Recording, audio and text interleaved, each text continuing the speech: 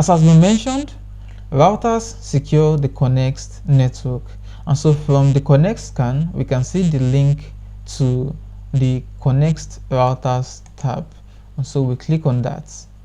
So right here we can see our routers, or rather the routers on the Connext network. So here you can see their addresses.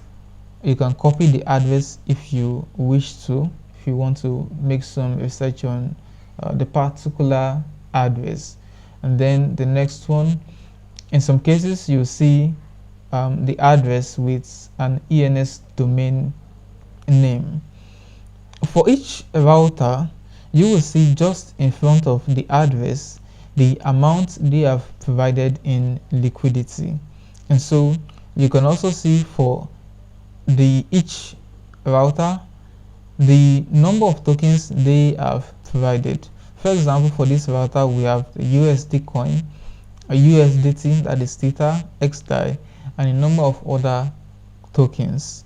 Now for each token you can see the value, and also you would also see the network, a Genesis chain, a Phantom network, EVAX, Binance Smart Chain.